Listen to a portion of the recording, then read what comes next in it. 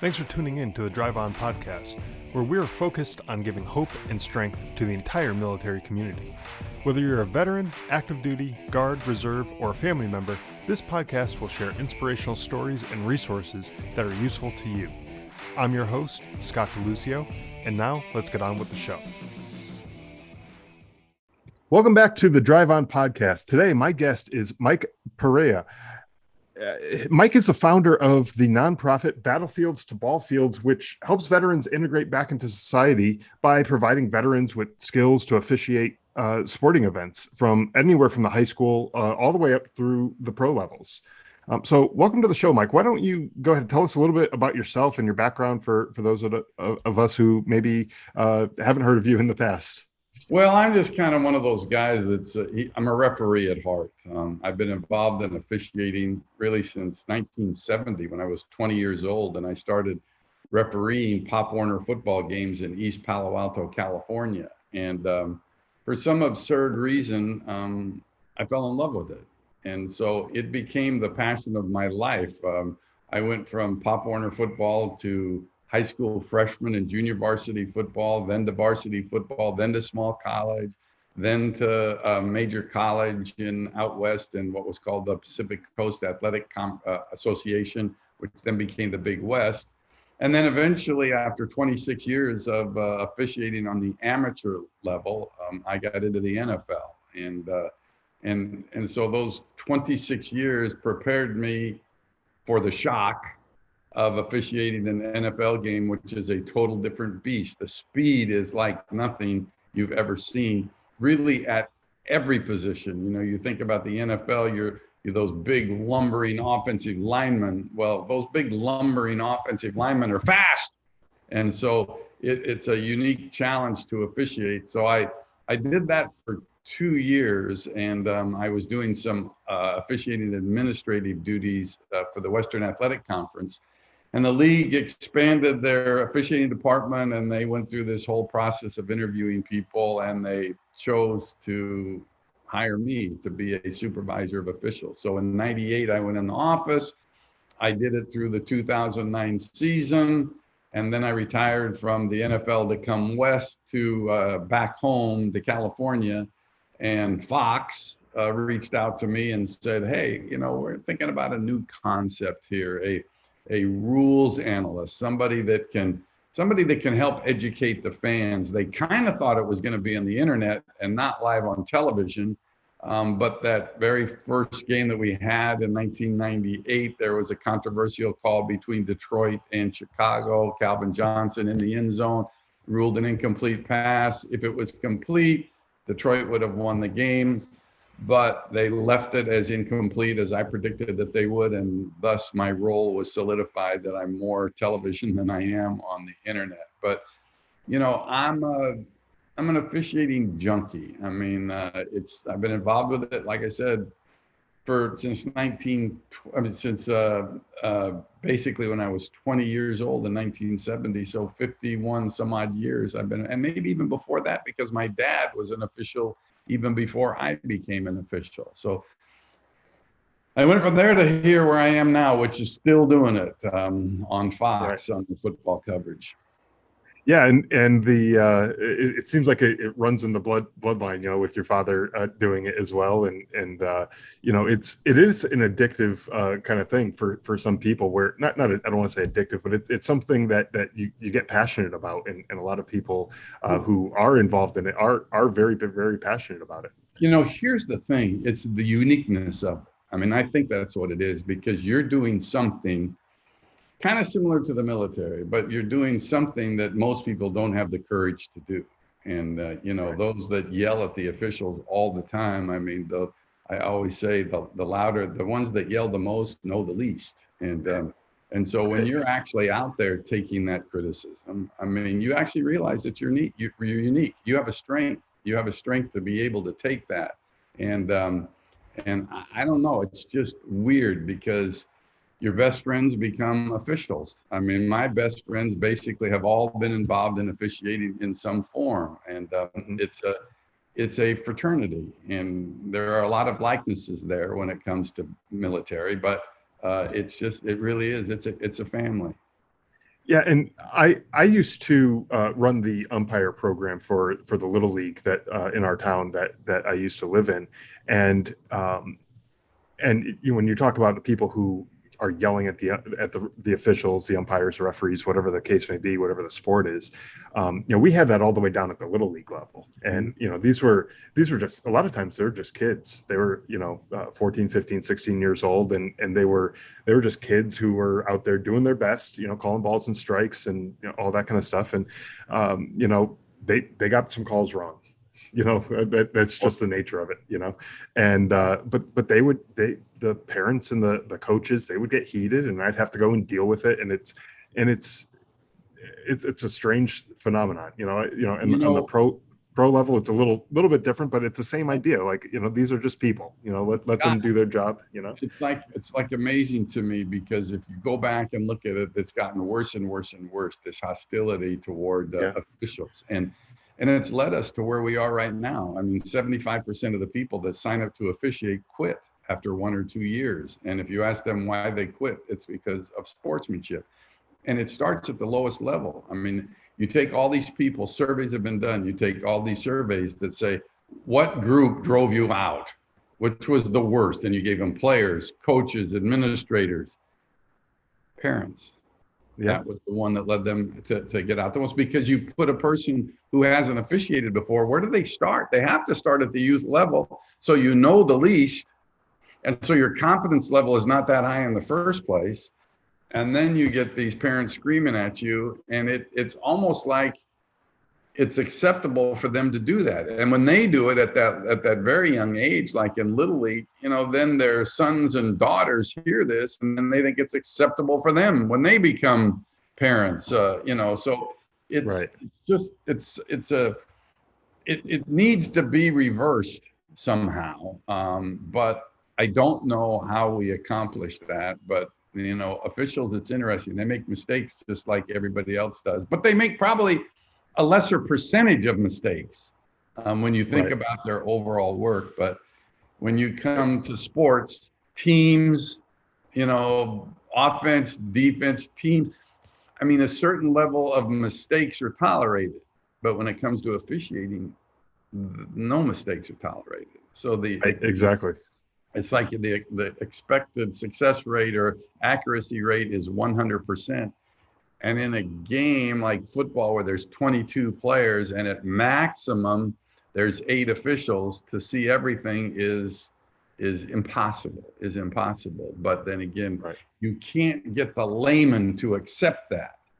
You can't get them to accept that there's an impossibility there, nor can you get the layman and the parents to accept the fact that they are in the number one cause for where we are right now, which is officiating around the country, is struggling in numbers, because people aren't signing up to officiate because of the abuse.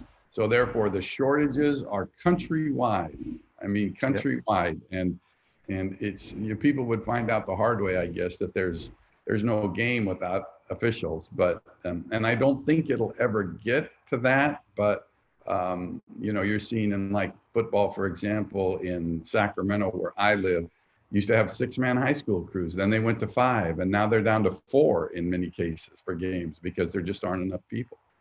Right, and that's a shame, because then like you were saying before, even with 8 officials, watching the game, they're not going to get everything right. But when you now cut that number in half, and now you only have 4, it's going to be even worse. And then the problem just kind of gets bigger and bigger and bigger. And it's, it's a hard thing. And you're right. I don't know how we solve that problem. But there's, I mean, one way is to have more officials, and maybe some officials who, have a little bit more of a backbone, who can have a little more confidence even at the starting off level, There you go.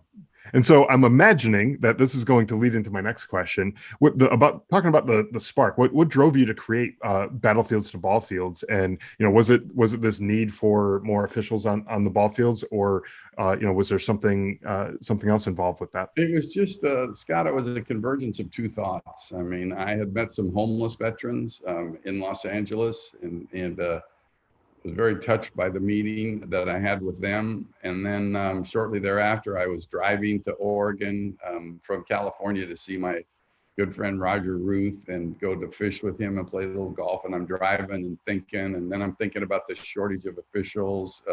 And then I thought about my homeless veterans. And I thought, man, what do I look for when I was with the NFL or in college for that matter? What did I look for in officials? I looked for courage. I looked for confidence. I looked for concentration, people on a mission with goals, teamwork, communicate. Although, and then I'm thinking, well, wait a minute now. Let's think about. I didn't serve, but I know many veterans that have served, and you know, in the military, that's kind of all those traits that they have. And as you said, somebody that has a tougher backbone. So I said, man, could we marry the two together so that we could help address the issue of the shortage of officials and help our veterans, give them something, give them a team. And that was the main thing for me, was to give them a team, let them be a part of a team again that's on a mission, that helps their communities. And so as I drove, I'm thinking more and more about it. And I got kind of excited about it, came up with a To Ballfields name in Weed, California, on my way up. And then I told my friend Roger and then other people, but they all thought it was a great and a unique idea. And so did the foundation 501c3 stuff and finally opened up, took the password off our site. And I'll tell you, the one thing I found out, that there are a lot of veterans looking for things to do. And because we eventually got flooded with scholarship applications, and it was a thrill, but then also it was kind of overbearing because there were more applications than we were prepared to accept initially. And so we couldn't handle everybody, but they saw this, they felt like they saw it as an opportunity. And their big thing was, because we asked them the question to tell us a little bit about themselves, their big thing was being part of a team again and serving their community and working with kids. And our foundations, we said, it costs money to get involved in officiating because you got to buy all the equipment and officiating uniforms and stuff up front, and pay the local association dues, background checks, all this stuff. So our foundation put together a scholarship for beginning officials to where we cover all expenses for 3 years. We get their uniform, we pay all their dues that they have for whatever it is they need for. We get them a National Association of Sports Officials membership, which gives them extra liability insurance should in fact a parent get really mad about a missed call and threaten to sue them or something like that. Right. So we wanted to cover all costs for 3 years, and that's what we do. We're a small foundation, but we've given out over 400 scholarships in the 4-year period, basically, and it's just been. It's just been really touching in some cases. Some who have admittedly have strong cases of PTSD have found this as an outlet. Certainly what we offer can never cure them, but what it can do is give them something to look forward to. And it's a sustained diversion from it, because, in many of the sports, you could work 3, 4, 5 games a week and pick up some extra money. So it's been terrific. Yeah, and that's that's great. The number of people that you've helped, you said 400 some odd people have gone through this program that you've helped out, and that's incredible. And that just, I think, goes to show that there is a demand for this type of thing out there, not only in terms of needing officials to work the games, but also on the veteran side, that there's people out there who are looking for this type of thing, and going through it is just going to be all the more helpful for them and their futures. Yeah, and it's just been, the one thing you look for, it's like that one trait that you think about, often not thought about when it comes to officiating, but it is so necessary, is discipline, because you have to discipline yourself. You have to discipline yourself to focus out, let that criticism from outside not affect you, and the discipline to stay in shape, and that discipline to know the rules. And that's why, I felt that, veterans and actives, because we're doing actives now too, a lot of them are getting ready to transition out, and we want to give them something that they can transition out to in whatever community they go to, whether it's home or not, but something they could do that can, again, help them make some extra money. So it's Sure. Yeah, no, absolutely, and that's another great aspect as well, as is having the that athlete side, because they already have that intimate knowledge of the game and everything, so that also helps. So let me ask, how does this work? So walk me through like a veteran who is someone who's getting out of the military, and the process that they go through from, well, I mean, literally everything from the battlefield to the ball field, like, the name of the organization suggests. What's the whole process that they go through, and, signing up with your organization, and all the way to, like the first game that they're officiating? Process is really pretty simple. It's, as far as the foundation, it's just for us to sign up, and that's usually sometimes the first step, most of the time the second step. But to go to Battlefields, the number 2 Ballfields, Battlefields 2 Ballfields.org, and you can apply for a scholarship, and that comes to us, and we basically don't do much background check ourselves. What we do is just verify that you're over 18 and verify that you're either in the service or you're a veteran of the service. And then you go to your local association in your local hometown area and you sign up with them. There's many ways to do it. You can just go online and say, football officiating in Topeka, Kansas, and up will pop the local association, and you can then sign up for it. Once you sign up for it, we ask our veterans and actives to pay the dues to the local association. That means they've joined. Then they send that receipt to us and reimburse them. And then we get them their uniform, and then we get them their NASO membership. And then they're in the hands of the local officiating program, who does all the training. There are classes that they will have to go to before the season. And then they'll get them prepared to officiate the first game. Scott, the thing that's interesting to me, when you go back to 1972 or whatever it was, or 73, to work when I got into the high school association, I mean, it took me 4 years to work my first varsity high school football game. And then we're in such dire straits around the country right now with the shortages that first year officials end up working varsity football games in their first year in many cases. And so they get to it right away and get the check. And the whole thing with us is we want the check to go into their pocket and not to pay for their uniform, not to pay for anything else. So it's just a matter of, the second way is many veterans join a local association first, and then they apply for a scholarship, which, again, as long as we verify their service, that's it. Then they're good to go, and we take over from them. So the key, there's 2 ways to go about it. There's apply directly to Battlefields to Ballfields.org, or to go to a local association and say, hey, I want to join the local association. I want to become an official, whether it's volleyball, basketball, whatever. And then you join these, then you send us an application and we take it over from there. So it's that's basically the process. Yeah, and I mean, that's great, because you may not realize, other people may not realize that there is a cost involved in some of the things, in terms of the uniforms and other equipment that they especially if you're required to have. You're going to be a baseball umpire. That's the expensive one, because you've got the shin guards, the 2 types of shoes. You've got all that stuff that you got to pay for. Right. Yeah. And when I was doing it, we were just on the little league level, but we still made sure that they were dressed appropriately, so that they look like officials, so that they didn't look like they just came off the street, wearing, shorts and a t-shirt or whatever. They actually looked like they were, real umpires, that you would pick off of a major league game. And we made sure that they look the part, because that's part of the perception too, from the parents who are in the stands, or the coaches or the players.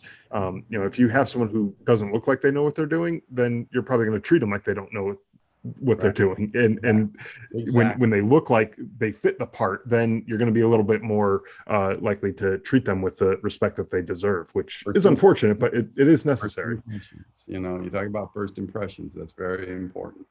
Yeah, no, exactly. Um, and so a follow up to the last question that I had there is, as far as who is this service available to? I'm assuming it's available to all branches of services, but is there any other requirements other than having served in one of the branches of the military? Just having served in any one of the branches, as long as you're 18 years old. I don't care if it's a Vietnam veteran. If it's a Vietnam veteran who's my age that wants to get involved, that's fantastic. There's Mhm. not an age limit at all when it comes to that. So as long as you can prove you served in any capacity, in the service, then you're eligible. Awesome. Yeah. And how about like the sports that you work with? Is there any limit to the sports that you work with, or is it open to, any sports? I mean, pretty much It, everything needs some sort of official, right? Yeah, it's open to every. Now, I don't really have access to training areas for an MMA, boxing, MMA ref, or even boxing at this point. But pretty much anyone after that. I mean, hockey and of course track and field, volleyball, softball, baseball, basketball, men's, women's, football. I mean, we'll find a way for most any sport. Yeah, and that's great too, because like they're someone who may have joined the military, after playing, high school, they were in track and field or something like that, and that's where their passion is, that's where their interest is. They may not be interested in football or baseball or whatever, and so it's good to know that there's options out there for people. It's not Yeah, just and the other limited to any other one sport. other thing, Scott, too, is that we have many veterans in our program who they started in football and they really liked it, and then they thought, you know what, I'd like to try umpiring too. So they can apply for a second scholarship, and we'll give it to them, and Oh, we'll great. we'll cover all sports. So we have some three-sport officials now who, that they just get into it and they see that they're part of another team, and then they see, hey, I'm making some money, and if I keep doing other sports, I can make more money. And so we're like happy to award somebody three scholarships, Oh, that's as great. long as it's the first year you're just starting that sport. That's the only thing. If you've already done it for a year, you don't qualify. It's just for people that are starting in a particular sport. Right, and that's to kind of get your feet on the ground and get yourself into it without that financial involvement, where you have to buy all the equipment and everything. Right. Because if you already have the equipment, then I guess in that case the scholarship isn't really Right. there for you, right? So, and it's a that's a good point that you bring up too, because someone who may just do football games, that's a limited season. It's not a year-round sport, and so you can get involved in baseball, which is a season that is a little bit longer, or basketball, other winter sports, other sports throughout the year, and that way you could make an income ongoing, throughout the year by Right. officiating these different sports, and that's a great thing to do. Hey, Scott, I started out in 1970 doing Pop Warner football in East Palo Alto. I got $10 a game. $10 a game. I worked 3 games and got $30 cash. I thought it was a bonanza. Sacramento now, Right. you work 3 games on a Sunday in the Sacramento area in youth football, $260. Wow. Man, how times have changed. I mean, and it becomes, in that case, I mean, I'd give up a Sunday watching me on television if I could go make $260. I mean, that you get a lot more for that than you get from hearing from me what the heck a catch is or something like that. Right. Well, we're not trying to turn people off from watching you on television either, but you're right. It's if you want to get out there and you want to be more active instead of just sitting on the couch and watching Mike on television. I mean, you can certainly do this type of stuff and officiate the games, and make a little bit of money, pretty decent money as well, for an afternoon of running around a sports field. Right, right. And there's a lot of veterans. You kind of touched on this before, but there's a lot of veterans who struggle with finding the camaraderie that they lost once they left the military service. And so Battlefields to Ballfields helps those veterans find that sense of belonging. Right? What you're saying, a lot of your friends are other people who were officials, referees or whatever throughout their careers. And that helps those veterans find that kind of connection, that camaraderie, Yeah, and that and bond with people. also at the local association, we get them mentors. We encourage the local association to get them a mentor who is a veteran.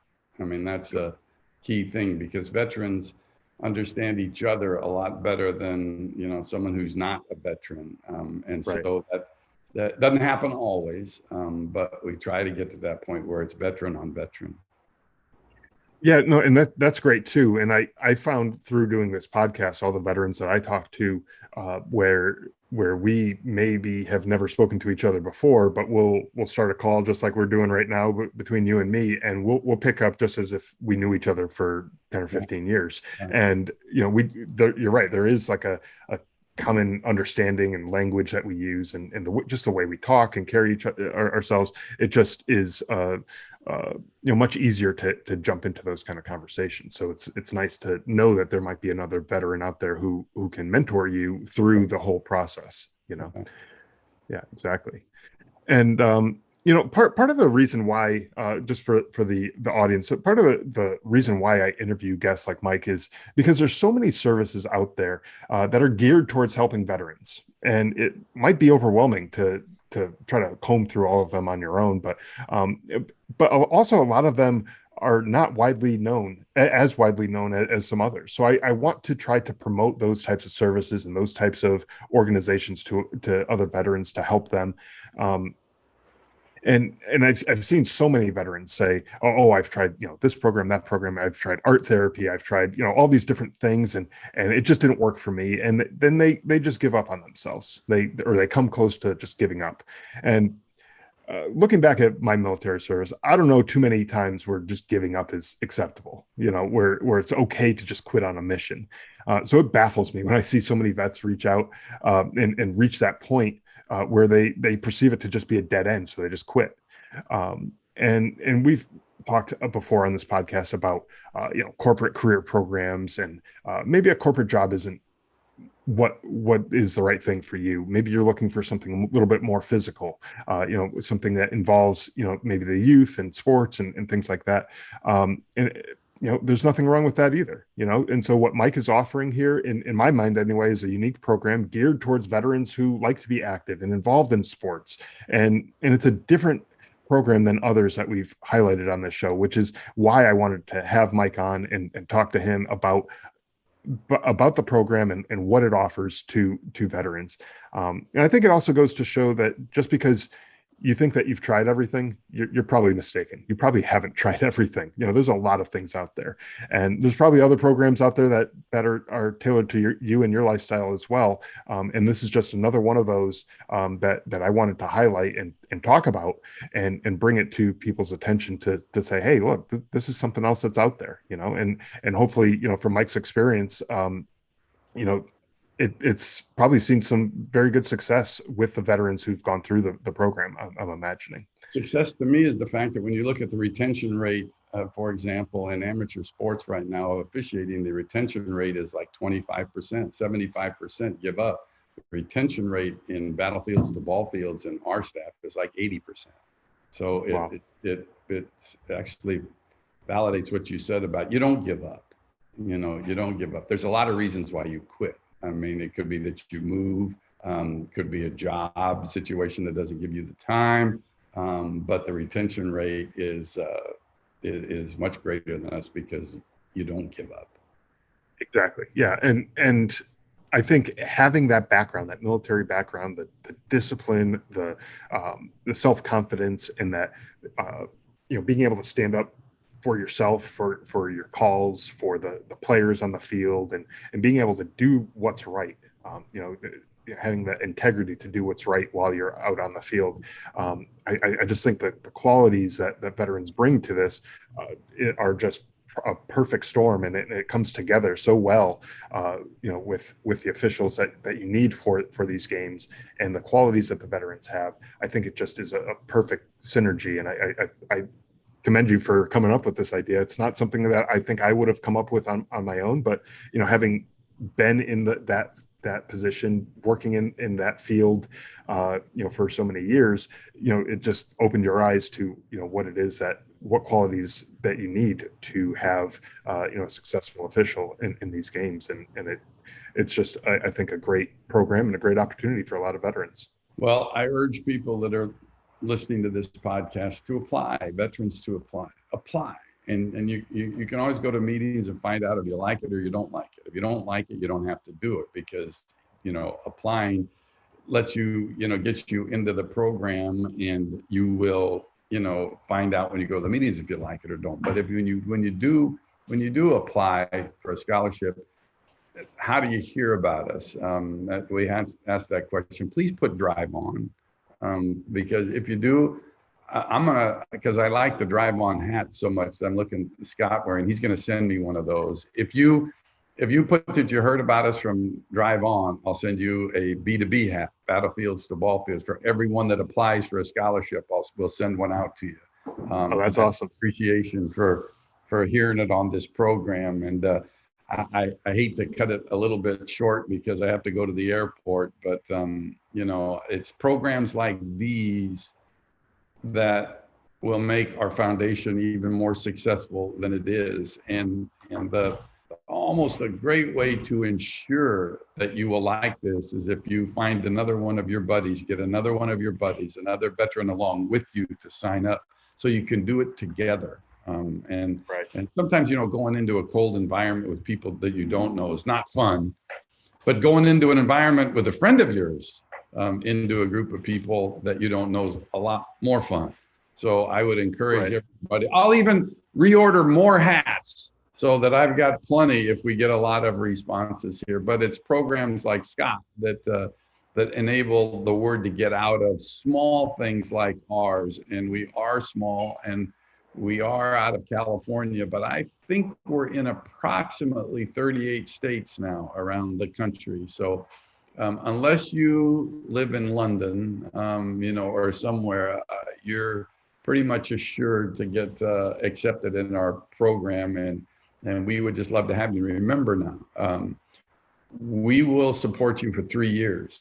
We'll support them for 3 years. So the first year we buy the uniforms and all the expenses, and then years 2 and 3, we pay all the dues and all the registration stuff that's required after that. You want to fill in some stuff on your uniforms, you can do that on your own, but we'll pay all those other costs. So we would just love to help you and have you, because it will give you something to do that's outdoors in some cases, that's exercise.